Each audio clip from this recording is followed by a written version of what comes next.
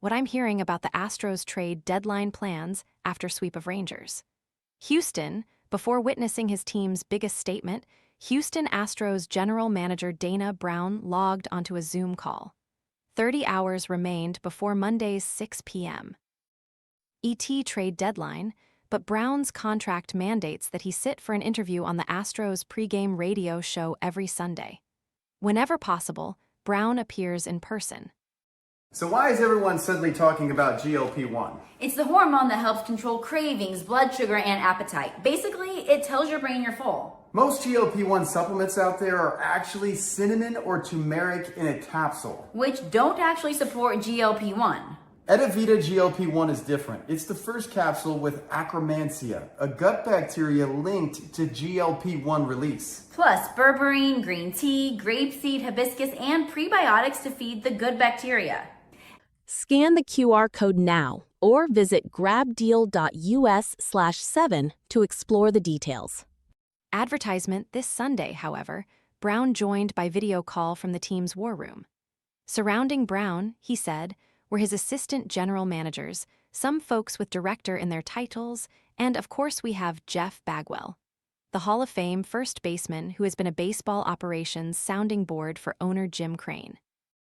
Brown took a break between front office meetings, stared into a laptop, and responded to questions. His club's ascension from average to American League contender has been a work in progress for more than 2 months, but it crystallized over the last 12 games. Winning 11 of them has increased Houston's chances of making the playoffs by 35.8%, according to Fangraphs. It is the sort of run that squashes any scenario of standing pat or selling assets at the deadline, while prompting questions about a potential splurge. He pops in and out of Houston's war room every now and then, Brown said Sunday. Crane will influence how the Astros proceed. According to one source, who spoke on condition of anonymity to discuss ongoing negotiations, Crane has instructed Houston's front office not to trade from its major league roster. For an owner who has long prioritized pennants over prospects, this should be little surprise. Both Brown and Crane spent Sunday afternoon in their respective Dakin Park suites, watching a sweep-securing Astros win that will only increase attention around their actions before the deadline. We believe that we are the best team in the West and that we are one of the best teams in the American League, manager Joe Espada said after the 7-3 victory over the Texas Rangers. That's all that matters to me and to our club. Let's go out and take care of business. Houston never trailed in 27 innings against their in-state division rivals. Yordan Alvarez reached base in 11 of his 15 plate appearances. The Astros bullpen threw 13 innings of one-run ball to extend a prolific stretch that has helped stabilize the club's pitching staff. Advertisement contributions from other players, be it Taylor Trammell's shift-beating, 2-run single on Saturday, LaMonte Wade Jr.'s seeing eye single that chased home another run on Sunday, or Yainer Diaz's 4-hit game on Friday, made a statement in the weekend's sweep of the Rangers.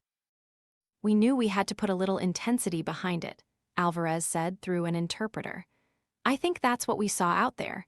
We put a little more intensity into the game, and we treated it like it was a playoff game for us. Alvarez continued his absurd season Sunday with 4 more hits. The final one snuck down the right field foul line and chased home 2 crucial insurance runs. A crowd of 33,955 responded with MVP chants that should grow more prominent over the Astros' 24 remaining regular season home games. No American League team entered Sunday with a better winning percentage in that timeframe. This weekend's sweep gave the Astros a 2-1-2 game lead over the Rangers in an American League West Division that appears more winnable than ever.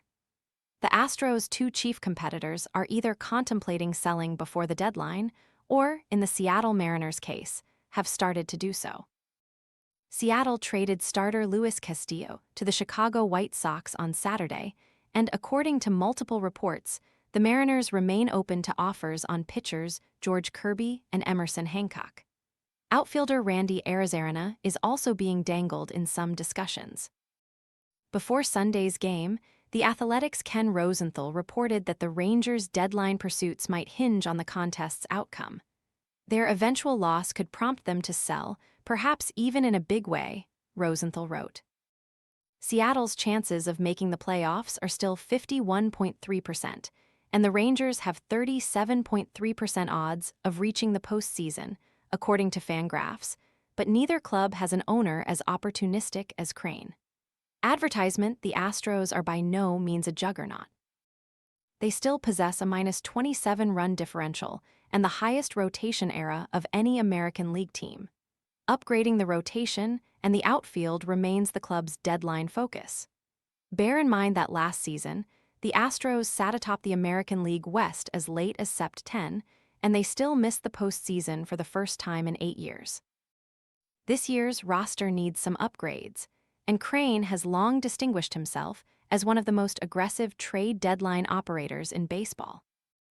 He has twice authorized acquisitions of Justin Verlander.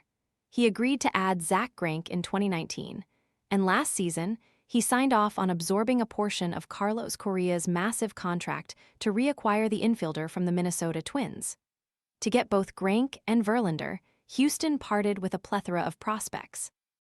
The team could follow a similar formula at this deadline, although the return might include less decorated names than in previous seasons.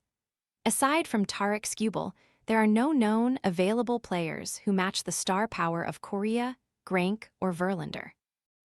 Sources familiar with the Astros' thinking, who spoke on condition of anonymity because they aren't permitted to comment on ongoing negotiations, said that both of the organization's top 100 prospects, Xavier Nayans and Kevin Alvarez, are long shots to be traded. Ditto for pitching prospect Ethan Pecco, who made his scheduled start Sunday for AAA Sugar Land. Brown said Sunday that someone on your 40-man that's not in the major leagues could be going out the door, meaning that players such as Miguel Alola, Alan Santa, Jake Meyers, Joey Loperfido, or Zach Cole could be included in deals.